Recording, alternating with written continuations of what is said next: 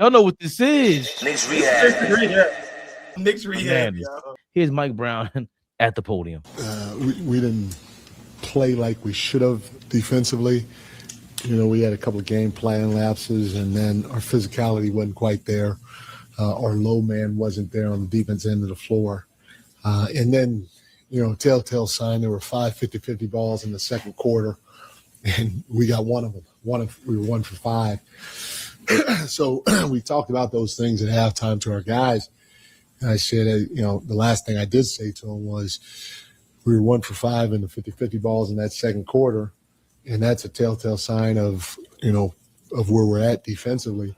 And to our guys' credit, there were 7 50-50 balls in the second half, and we got all 7 of them. So that, to me, showed our guys what the difference in the ball game was in terms of our attention to detail and the game plan and getting after it when we needed to. Our low man was fantastic. Jalen ended up picking up a charge because he was in the right spot on Luka. But we took care of the paint a lot better because our activity and us doing our work early, getting in shifts to help out around the basket. So our physicality was there.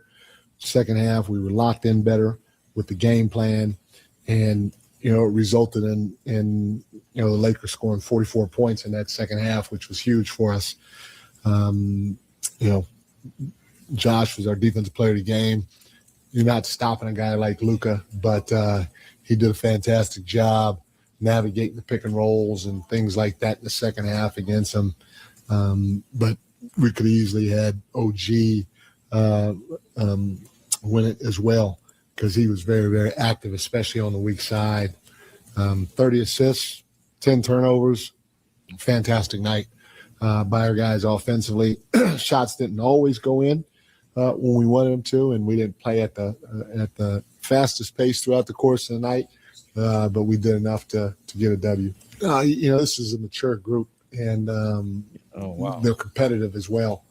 And, you know, we just tell them what we see a lot of times, and they just go out and correct it. You know, like I said, it was more about just being locked in and doing the little things detail-wise better, and not every other play or every few plays.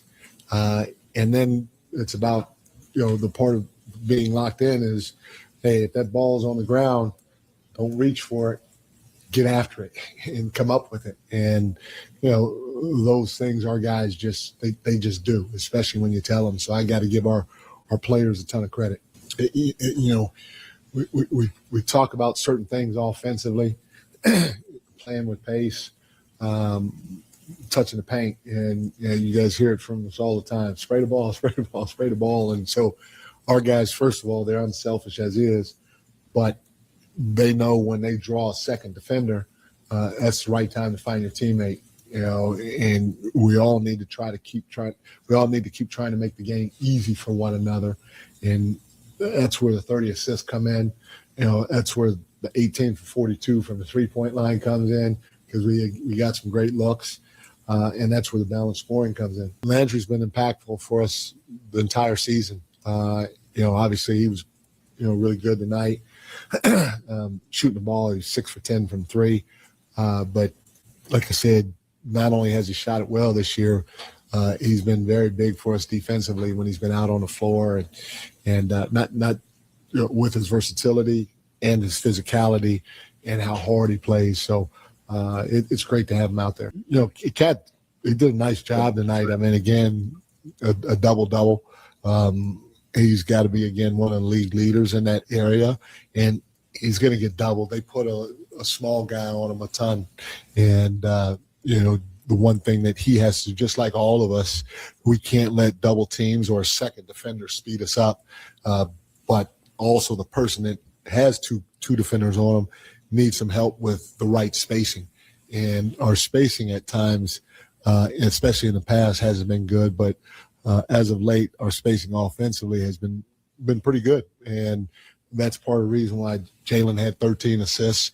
That's part of the reason why Cat had, you know, 4 assists, because they're sending the second guy, and the spacing's right, the pass is easy, and we have guys that are more than capable making plays. It's a combination of both, just making some changes to our overall defensive philosophy and, in different areas, and emphasizing that we want to be more physical on the ball while making it a little bit more simplistic for our guys. And not only while they're on the ball, but knowing where the help is coming from and when the help is coming. And so, when you're at the point of the ball and your job is a little bit more simple, you can be a little bit more aggressive and you can be a little bit more physical because you know exactly where you need to send the ball, you know exactly when the help is coming, and then where you need to go once the help comes. They're making quick decisions. If you think about it, the ball's hitting his hands, and if the defender closes out short, he's letting it fly. OG's a great shooter. Josh worked extremely hard on his shot too. He's a really good shooter, and there's not a lot of hesitation from both those guys.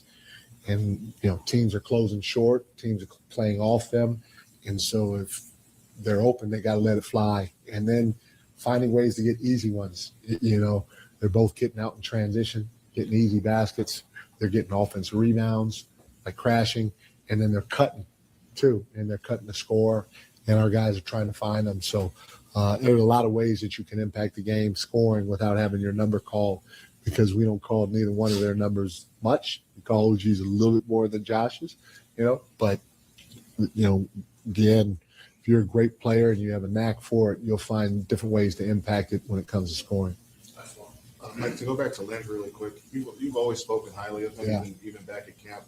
When did you know that he would have the type of role that he's had on this team? Did you have an inkling about that in camp? Was it once the regular season started rolling? I guess, where did you see this guy as somebody that you can trust on for big minutes and big kind of roles on both sides of the ball each night?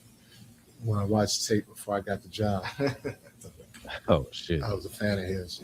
I just saw things that he did out on the floor last year that I was like, wow, this guy could be really good on both ends of the floor. And that was something that I came in saying during my interview process. High praises from Coach Mike Brown for Landry Shamet, for Oji Anunoby, Brunson and Cat as well. He's a little bit critical. I like what he said, the AllBall. The first thing that stood out before the Shamet thing stood out was that, as I thought, with this guy speaking the way that he does, we in New York, we like the theatrics and Bill Parcells and all that. But to have a guy speak the way that he does with that temperament, that tonality, you got to have a real mature team. And you can see why it didn't work out with the Kings, because they don't know how to get called out, or even if they're not getting called out, it seems like Mike Brown is the type to say, yo, this is on y'all. How much more basketball I got to teach you guys? You guys are all 25 plus. There's no way we're going to go to practice or go into a timeout, go into halftime, and I'm teaching you something new. No, I might show you something that we have to change, but the way he speaks, Brunson and these guys, Cat, obviously they just have to get over their egos like we've been talked about. And once they get past that, it's like, oh, this is what we got to do. And they got to go out and execute it all, boy. I mean, I liked a lot what he said, though. I mean, I liked everything he said, right? And this is why, Mike Brown gets us to like him, right? And it's like, it's difficult to not like Mike Brown, right? But we always say he's a nice guy. He's a good guy. And it's hard to dislike guys like that, but you have a job to do. And his job is difficult. Remember, he's trying to get guys to buy in. Think about trying to get Brunson and Cat to buy into being unselfish. It's difficult. Brunson, remember, the last 3 years, the ball is in his hands. It's no question. The city is his. The Knicks is his. And now you have a coach that's coming here telling you, bruh, ease up a little bit. You got to trust your guys. Then you go to Cat. #1 overall pick.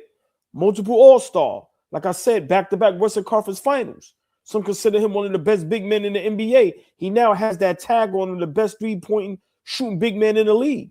You also have to tell him, hey, got to get others involved. It ain't all about you. So what Mike Brown's job is difficult. And we're starting to see our two best players buy in. And to me, that's what's most important. The more difficult job he has is getting Cat and Brunson on the same page. Once they could get some chemistry, we are winning a championship. Forget the Giannis move for right now, because it may not happen. But I always said this team here, I think, can win a championship. I've been consistent about that, right? But we have to play the right style of basketball. Once Brunson and Cat gets on the same page, they can be the best duo in the NBA. But Mike Brown, y'all got to remember, he sat on that Golden State bench for a long time. And he's trying to explain to them, if you buy in and just play unselfish basketball, because let's think about it. The Golden State Warriors, even with all those championships and all those runs they had, that was unselfish basketball. You'll see Steph have 40. You'll see Clay have 30. But when you watch the game, everybody's getting involved from that first championship to the last one. So for me, you know, yeah, we don't want to play like the Golden State Warriors because we don't have the shooters, but the mentality, yo, y'all got to buy in. If y'all want to win a championship, we're not going to win with just Brunson pounding the ball for 20 seconds on the shot clock and then playing hero ball. Cat, we ain't going to just win just going to you all day and just standing around. No, we got some shooters. We got some guys that can slash. We got some guys that can do this, that can do that. So for me, Mike Brown's having a difficult time, but I think guys are starting to see, listen, would you rather have 40 and lose or 15, 20 and win? It's a big difference. Your money is already counted for. It's in the bank. It ain't going nowhere. Ain't going nowhere. So I think Mike Brown tonight did a terrific job. And what he just said at the podium, I agree with everything he said. And thank God they watched tape on Shamet. And we didn't lose him and keep someone else. Thank God that man said, I watched the tape before I got the job. And he found a role for Shamet. And now I get it. You and Flea been on this. Shamet is one of the more important players on his team, especially when he's healthy. So for me, you know, I just think Mike Brown just has to keep talking to Cat and Brunson. Maybe after every game. Fuck it. Every game. No, I got a meeting with y'all. Everybody else is fine. Y'all two. Until y'all get it. Because when y'all get it, we're going to hoist that fucking trophy. And then y'all going to understand. So for me, that I think that's all we need to worry about. Getting those two on the same page. Once they get on the same page, it's game over. And just speaking to your point, I think Cat having this much responsibility in Brown's system, we had 7 turnovers tonight, and Cat had 3. So if he doesn't have at least 2 of those, now you're improving the chances of a better offensive possession, and you're going crazy. But another part of this is, as you're talking, thinking about it, I'm like, oh, that's why we don't look like Golden State. Brunson could go off ball all we want to, but who's going to make all the decisions if he goes off ball? Because we know what happens when Brunson gets the ball for the most part. Most of them decisions are going to be a shot attempt. But we don't have anybody that could take the ball away from Cat and Brunson like a Draymond. Josh Hart is considered the Draymond of this team, but that's what he doesn't have. He could push someone, but he's frenetic. You know what I mean? He's unbalanced sometimes. That's a good point. He provides a lot of he's a great playmaker on the high. On the low, we know he turns it over, but we don't have that guy, and maybe that's what we have to look for. That's what we have to look for, because that's what they're missing. With a defensive, I mean, another ball handler with some size that could defend and just is a smart basketball player. But who's even in that damn department? It's tough, man. It's tough. You know, we really have to do our due diligence, but that's tough. That's why I said the other day, we might have to do 2 for 1. You might have to mix it up because it's hard to find that, right? But if we can get a big guy, right, that can defend, that can board, and then we get another guy that can handle the ball, run the offense, but also knock down shots, we may have to do it like that, because it's going to be hard to find someone that's between 6'7", 6'9", that can guard 1 through 4, that can handle the offense, but also make very minimal mistakes. Draymond makes very minimal mistakes when he's running the offense, right? So they're out there, but that's why I said we probably have to do 2 for 1. KNICKS Rehab, y'all.